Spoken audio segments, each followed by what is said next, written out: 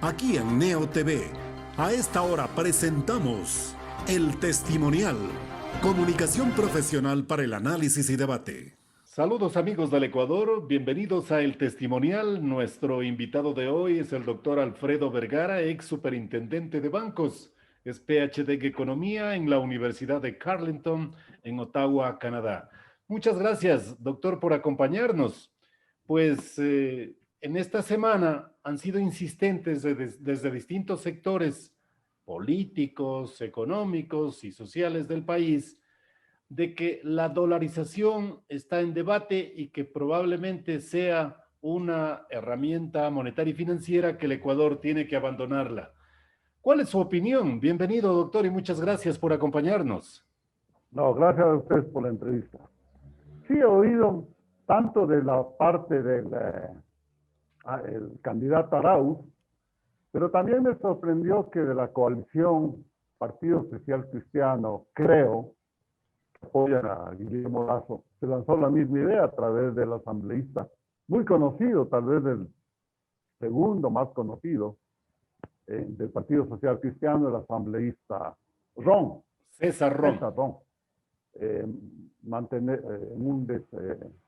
un video pues, en las redes sociales, filmado por alguien que asistía, era también una conferencia tipo Zoom, filmado por alguien que lanzó y bueno, alguien le dedujo, pues como se deducen esas cosas. Y él decía ahí claramente, no ha podido negar que es de él, etcétera, etcétera, ¿no? Eso sí fue preocupante y ayer hubo, en las redes sociales hubo mucho de. Mire, yo qué es lo que creo personalmente.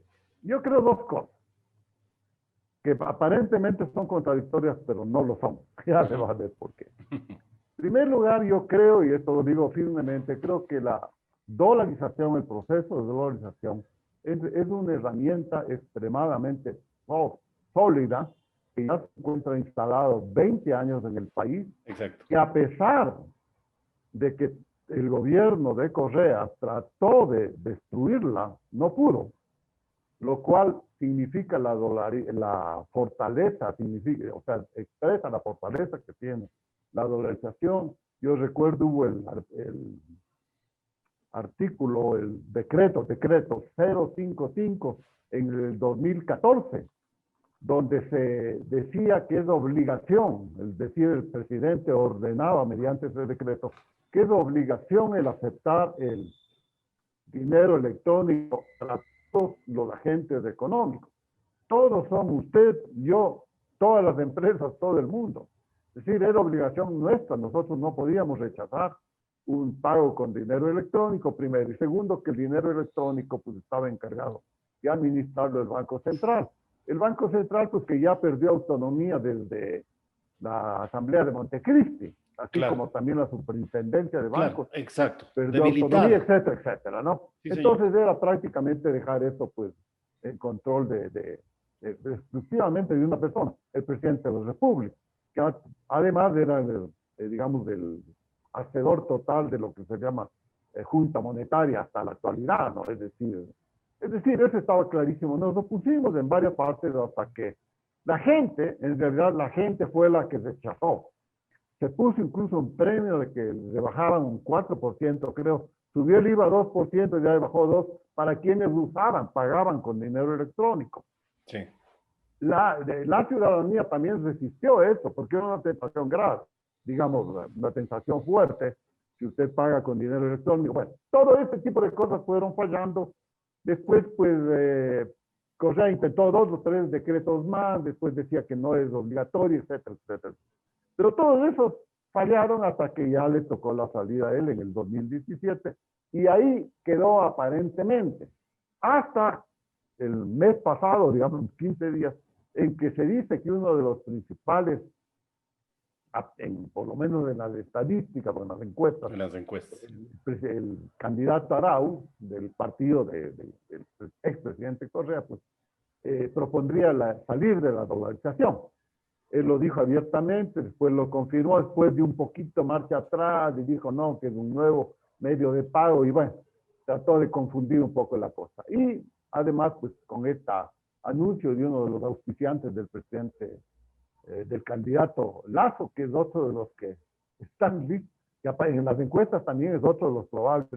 Entonces, de punta y punta, derecha e izquierda, vienen estos anuncios que van a salir.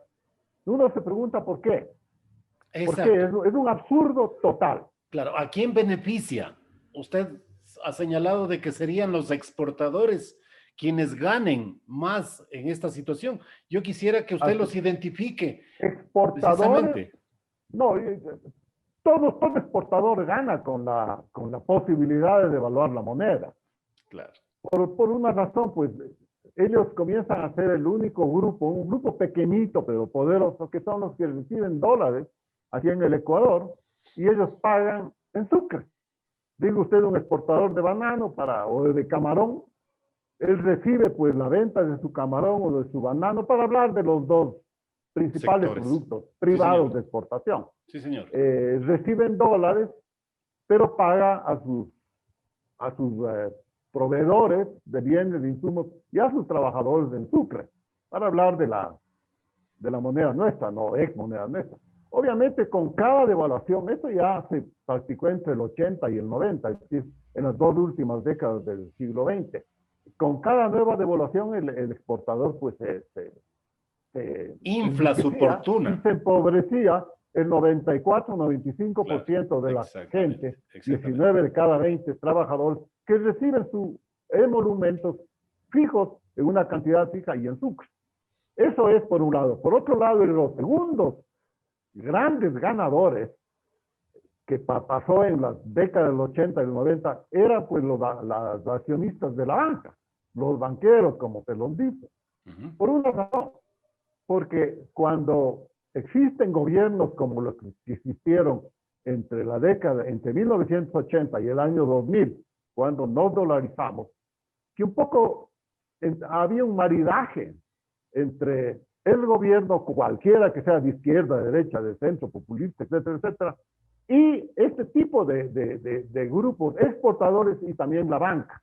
Y algunos otros grupos también ahí, pero básicamente estos dos los más fuertes, ¿no? ¿Cómo ganaba la banca? ¿Puede explicarnos cómo ganaba la banca en ese sistema que está poniendo? Bueno, la banca también ganaba hartísimo con la devaluación. A ver, primero, hubieron tres grandes acciones políticas, yo le llamo crímenes financieros, a alguna gente no les gusta porque es mucho, que se hicieron en esas dos décadas.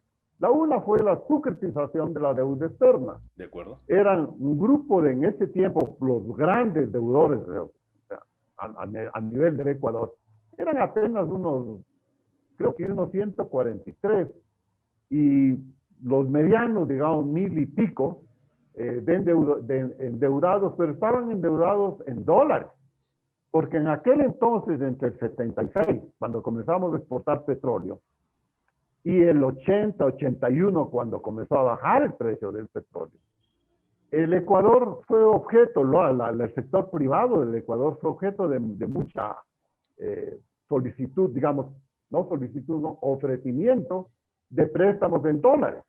Entonces, mucha gente adquirió esos préstamos porque eran a muy bajas tasas de interés, hasta que comenzó a bajar el precio del dólar, subió de 2 en el 74, $2 por barril, a 40 en el 81, pero en el 81 vino el atosigamiento, se acabó la guerra en el Medio Oriente y comenzó a bajar el precio del petróleo bruscamente, bajó de 40 a 10 en el transcurso de pocos meses. Entonces, los petrodólares, se llamaban, que eran los depósitos de los bancos, perdón, de los países exportadores de petróleo, comenzaron también a secarse, a reducirse, porque ya no entraban, comenzó a entrar apenas la cuarta parte, ya no entraban $40, no 10, para ponerlo en esos términos. Sí, señor. Entonces, ellos, digamos, los bancos que habían prestado, en realidad, en ese tiempo, apenas 10 bancos, 9 norteamericanos y el Lloyds Bank, un banco inglés, tenían el 80% de la deuda privada en Latinoamérica.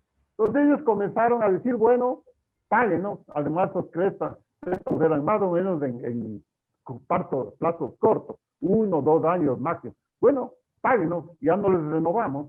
Y ahí comenzó el problema. El grave problema en Latinoamérica especialmente, en todos los países, pero muy en especial en Ecuador, porque en Ecuador en aquel entonces era el nuevo petrolero, pues, el que comenzó a exportar y teníamos una buena cantidad. Entonces todos estábamos en deuda. Ahí vino la gran solución, que yo creo que fue maquinada por estos 10 bancos que eran nuestros principales acreedores, bancos privados. Yo tuve la oportunidad de participar en una reunión que hubo en Panamá, donde se discutió esto. Y yo en aquel entonces, pues hablo de mí porque estuve ahí de coincidencia. Yo propusieron ahí formar el club de acreedores, los bancos privados, y se armó el club de acreedores. Pero yo como estaba ahí, más bien asistente, privadamente asesoraba a algún grupo económico. Yo no vivía todavía aquí en el país. Yo propuse, bueno, pues que también se hagan el club de deudores. Y eso se armó un escándalo que muy poca gente recuerda ya, que prácticamente en ese tiempo casi yo no podía venir al Ecuador, ¿no? Yo era residente ecuatoriano, todo tipo de cosas, yo trabajaba afuera, pero mi nacionalidad seguía siendo. Hubo un gran problema ahí, pero en todo caso, yendo a lo que a usted le interesa, ¿cuál fue la solución, entre comillas?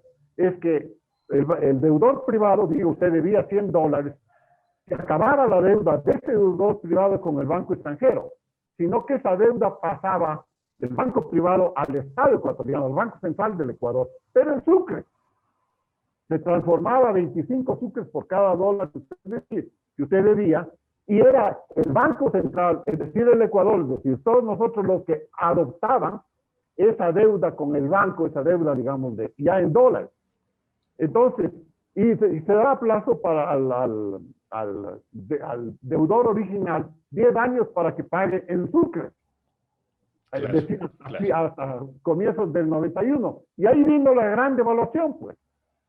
El sucre que estaba cuando se hizo esto, 25 sucres por dólar, para 1990, es decir, unos 7, 8 años después, ya estaba a 1000 sucres por dólar. Una devaluación de 40 veces, no de 25 a 1000.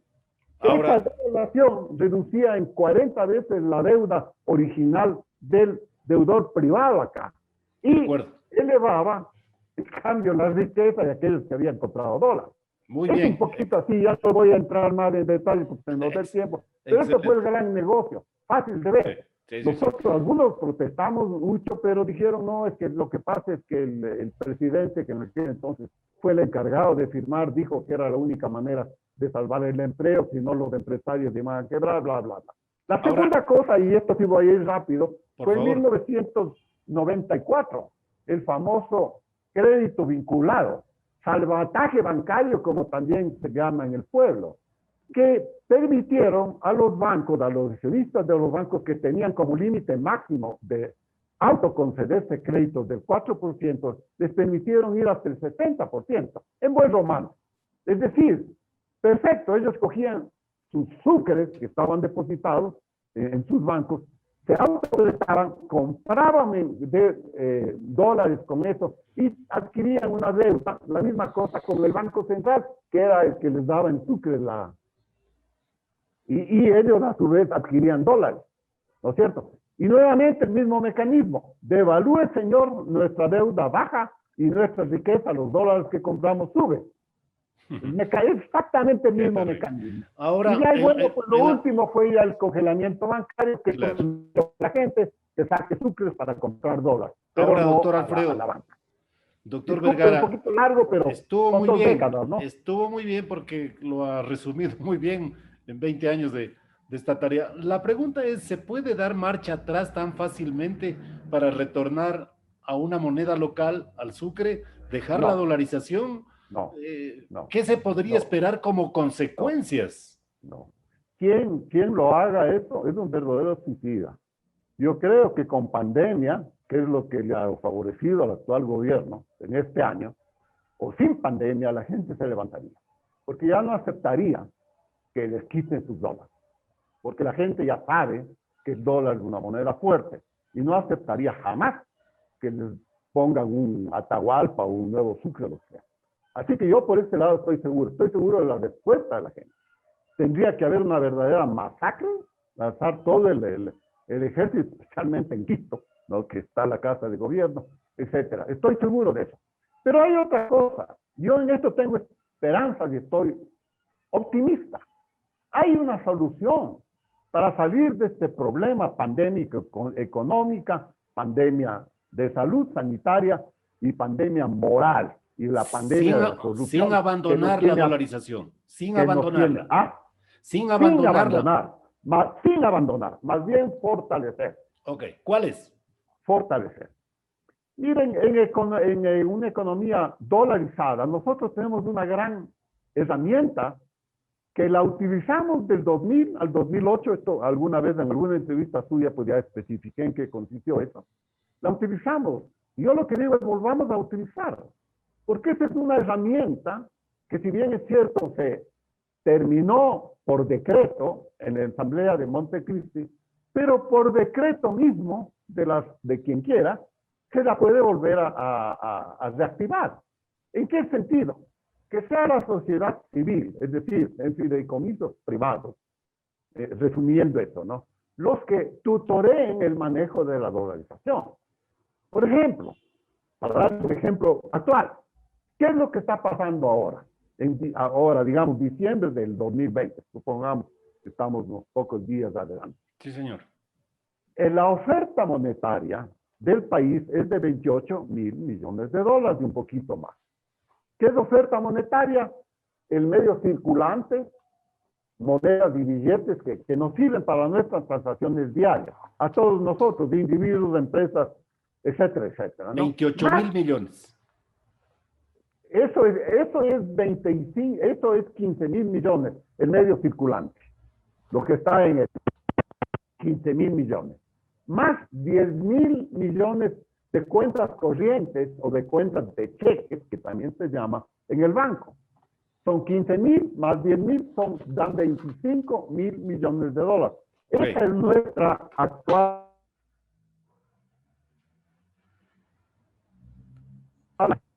Esa oferta monetaria venía rotando de mano en mano en el 17, en el 18 y en el año 19, alrededor de 4 veces al año. Es decir, digo usted, 25, 26 mil millones, rotaba 4 veces, lo multiplicaba por 4 y se convertía en 106, 107, 108 mil millones de poder adquisitivo, que eran, de paso, lo que se conoce también con el nombre de el PIB, Producto Interno Bruto. Ok. ¿Sí? ¿Qué es lo que pasa con la pandemia? Con la pandemia, la oferta monetaria, que le digo con esta, sigue en 28.000, ha crecido respecto al 19, no ha pasado nada. Si uno se fija en el sistema bancario, la pandemia no existe. ¿Por qué dicen, pero dónde están los efectos de la pandemia? Los dólares están ahí, la oferta monetaria está ahí, nuestra riqueza en dólares está ahí, porque eso pertenece a los 17 millones de depositantes o los 7 millones y medio que depositan en el banco. Está ahí. Pero en lo que falla es en la velocidad de circulación del dinero, esas 4 veces que le digo, con la pandemia está... Claro, se redujo. En el 2020 ha rotado apenas 3 veces y ya se está acabando el año. 3 veces, por lo tanto, los 28 ya no se multiplican por 4, sino por 3. Claro. Lo cual da alrededor de unos 94 mil millones si usted hace la multiplicación, 24 mil millones. Ahora bien, porque la productividad se congeló, digamos, en etapa de la pandemia, no hubo el mismo afán más o productividad que la productividad comercial. Diría yo la producción. Ya. ¿Y la producción por qué? Porque muchos negocios dejaron de funcionar, sobre todo el sector turístico. Se dice que 400, 500 mil gente se quedaron sin trabajo. ¿Por qué? Porque los hoteles se cerraron, restaurantes, pequeños servicios, etcétera, etcétera, muy largo enumerar. Pero eso fue básicamente, se creó un terrible desempleo. Y a eso también quiero llegar, pero si me tiene un poquito de paciencia. ¿Cómo no? Nuestra, digamos, yo, ¿qué es lo que creo que está en la mente del presidente? ¿Cómo multiplicando esos 28 por 3, que ahora le da solo 94? Le faltan 13 mil millones para llegar al Producto Interno Bruto del año pasado, que fueron 107 mil millones de dólares. 94 más 13 mil. Entonces el gobierno Al gobierno le vienen estos cálculos, de hecho, probablemente por el Banco Central y probablemente por la Superintendencia de Bancos, y el grupo este de asesores que tiene, numerosísimos y muy famosos algunos de ellos, y le aconsejan, ¿qué es lo que le aconsejan al presidente que haga? Lo que a su vez el Fondo Monetario les aconseja a ellos. Señores, suban los impuestos y bajen los subsidios. Y así recibirán de mí los 6.400 millones. Sí. Sí, además les daré el aval para que se sigan endeudando. Los asesores, auspiciados probablemente o acompañados también por el Banco Central y la Superintendencia de Bancos, meta, estamos hechos. Ya no nos, ya nos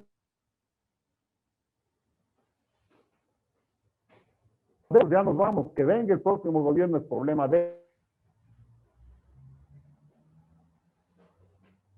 6 millones de dólares. ¿Qué es lo que baja por la velocidad del dinero que se reduce? No sé si me entendí esa parte. Eso es lo que creo yo que, no he conversado con ninguno de ellos, pero como las cifras coinciden, y porque es algo que yo manejo casi a diario, pues me doy cuenta que eso es. Entonces, esa es la solución que propone. ¿Cuál es nuestra solución? Por esto es lo que le digo, nosotros tenemos una solución. En un cuadrito, si tuviera le enseñara, es fácil ver que la oferta monetaria no cambia por la pandemia. Lo que cambia es la velocidad de circulación del dinero. Ok, ¿cómo lo he explicado? Eso es. Ahora bien, como estamos en un país dolarizado, aquí viene la parte importante. Como estamos en un país dolarizado, nosotros podemos incrementar la masa monetaria, que no es nada más que el resultado de coger la oferta monetaria, multiplicarle por 3, que es el número de veces que rota, o por 4, que era lo que rotaba hace 12 meses. Y tenemos pues una capacidad adquisitiva que es igual al Producto Interno Bruto. Bien, lo que digo es, entonces, bueno, el gobierno dice muy bien, endeudémonos de los que nos faltan. Nosotros decimos no, porque eso nos hunde al país. Lo que debemos hacer es incrementar la velocidad del dinero.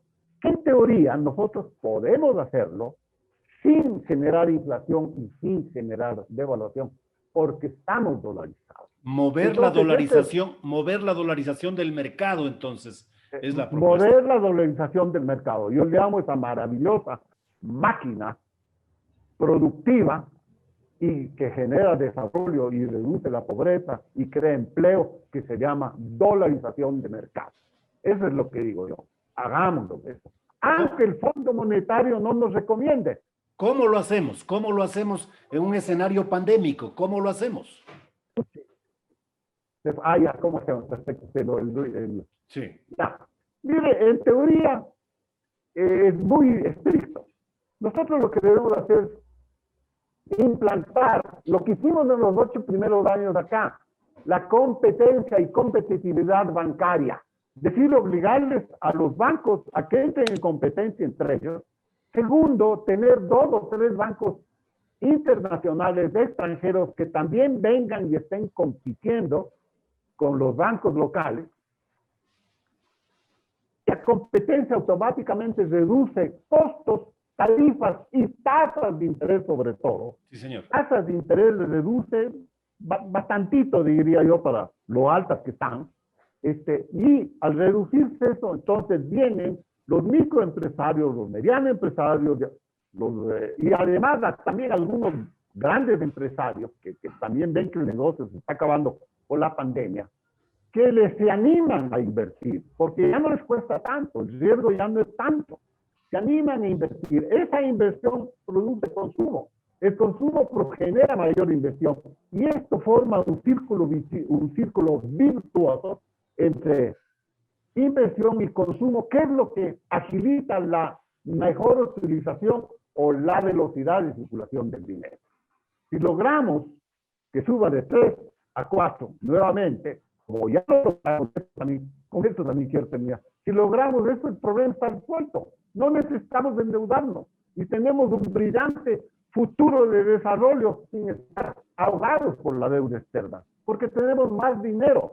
Y ese dinero, repito, no genera inflación ni devaluación, cosa que no sucede cuando no estamos dolarizados. Cuando estamos dolarizados tenemos que imprimir más dinero, y eso pues ya es una cuestión conocida, genera en pocos meses, según los monetaristas, en horas, inflación, y según los no monetaristas, los keynesianos, demora pero máximo un año. Es decir, ahí no hay diferencia de matiz entre monetaristas y antimonetaristas, pero todos están de acuerdo que genera devaluación e inflación, pues, y con todos los problemas que eso trae. Y Entonces, último, sí. tal vez para culminar, eso es una teoría, así es una teoría para economías dolarizadas. Pero en el caso del Ecuador, no es una teoría únicamente, sino una práctica, porque nosotros aplicamos ese mismo esquema teórico, que es un poquito más complejo, obviamente, que el que yo le doy en resumen, pero aplicamos de 2000 a 2008, y de una tasa hablemos de 4, que es la tasa normal, natural, de evolución del dinero, de rotación del dinero, la elevamos a 6. Logramos que la oferta monetaria circule 2 veces más, rote 2 veces más, una vez cada 2 meses. Y eso es lo que provocó un incremento total del empleo. Bajaron obviamente los costos financieros, 200,000 empleados, bajó a la mitad el nivel de pobreza, subió el Producto Interno Bruto en su crecimiento. Tuvimos 8 años de superávit fiscal, porque mediante ese mecanismo había como no atrasarse en pago de impuestos y todo ese tipo de cosas. El gobierno no tuvo necesidad de romper el presupuesto fiscal. 8 años continuos de superávit fiscal, con 0 endeudamiento. Todo lo contrario a lo que hoy el gobierno pregona como única solución. Sí. Eso es. Entonces, doctor Vergara, menos redondeado muchas gracias. Entonces, el camino es fortalecer a la dolarización, no pensar en cambiar la moneda o en una acción de tal naturaleza, porque constituiría una decisión regresiva realmente, y la población rechazaría que en este momento le quiten los dólares del bolsillo y le pongan una moneda local que no goza de confianza. Solamente para cerrar, doctor. Ya, si me disculpa, nada más quisiera cambiarle una palabrita en la conclusión. Usted dice, entonces la solución es fortalecer la dolarización. Yo diría un poquito más, no fortalecer, sino utilizar adecuadamente, eficientemente, técnicamente, esta maravillosa máquina que se llama dolarización de mercado. Se fortalece la dolarización, sí, pero utilizándola adecuadamente, utilizando eficientemente nuestra propia oferta monetaria, que pertenece a nosotros, está en nuestros bancos, en nuestros bolsillos. Utilizar esto de manera más eficiente para generar inversión, producción, empleo y todo lo demás que ya he dicho. Esa es la solución que venimos pregonándole por 12 días. Pero tenemos que lograr la Asamblea de Montecristi, que dicen que el gobierno, el presidente de la República es el único que decide. Ese es lo que nos tiene. Cambiemos de eso. Que sea la sociedad civil. Ya lo hicimos, hagámoslo otra vez. Doctor, muchas gracias por su gentileza y su participación en nuestro programa. Gracias a usted. El doctor Alfredo Vergara, ex superintendente de bancos, aquí en El Testimonial. Muchas gracias. Vale. Hemos presentado El Testimonial, transparencia de la verdad. De lunes a viernes desde las 18:30.